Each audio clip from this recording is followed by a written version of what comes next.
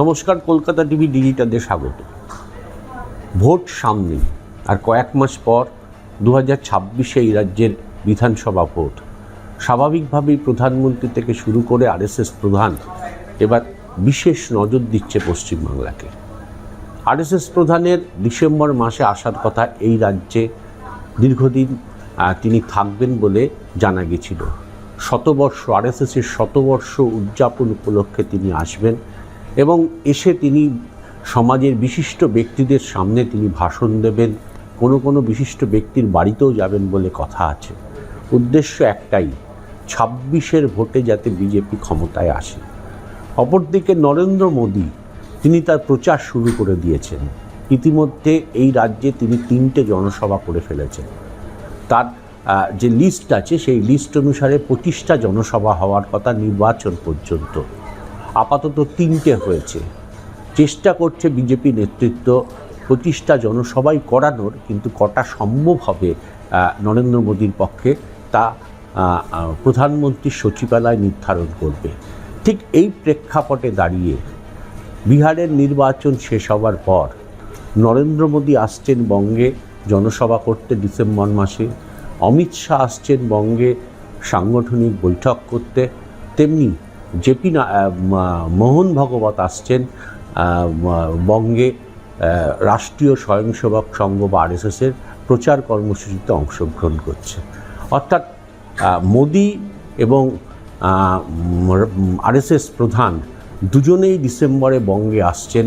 উদ্দেশ্য কিন্তু একটাই, হিন্দুত্বের ভোটকে হিন্দুত্বের ভোটকে একত্রিত করা।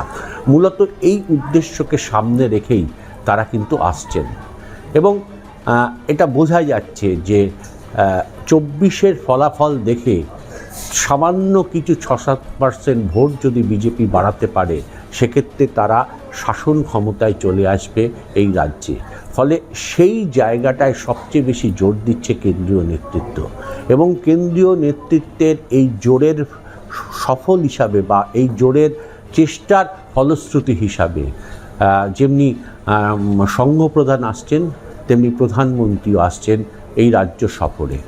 উদ্দেশ্য একটাই, আরও বেশি করে ভোট, তৃণমূলকে করা আক্রমণ, তৃণমূলের শাসনের এই রাজ্যের চেহারা প্রকৃতপক্ষে কী হয়েছে তা তুলে ধরা, কিভাবে এই রাজ্যে বাংলাদেশে অনুপ্রবেশ ঘটেছে তা তুলে ধরা, এবং সর্বত্র দুর্নীতি থেকে শুরু করে যে ইস্যুগুলো আছে সেইগুলো আবার নতুন করে প্রধানমন্ত্রীর মাধ্যমে মানুষের কাছে নিয়ে যাওয়া, যাতে বিজেপির পক্ষে মানুষের ভোটটা আসে।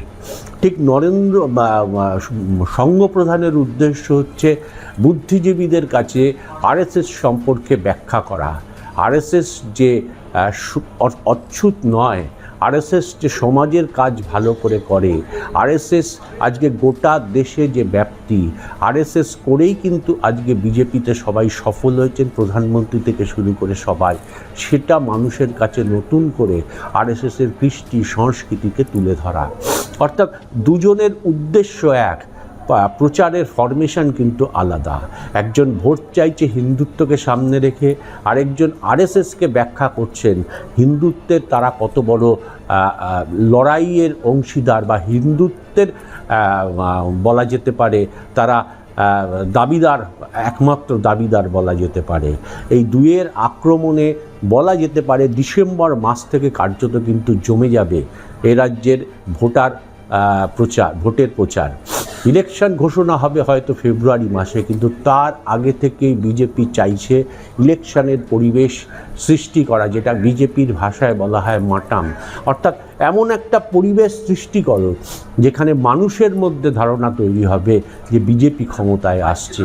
ফলে একটা বড় অংশের যে ভোটাররা থাকেন, যারা দোদুল্যমানতায় ভোগেন, যারা মূলত যারা জয়ী প্রার্থী তাদের দিকে আগ্রহ বেশি থাকে ভোট দেওয়ার, ভোটটা নষ্ট না করার, অর্থাৎ সেই অংশটাও যাতে বিজেপির পক্ষে চলে আসে, সেই পরিবেশটাও তৈরি করতে চাইছে বিজেপি।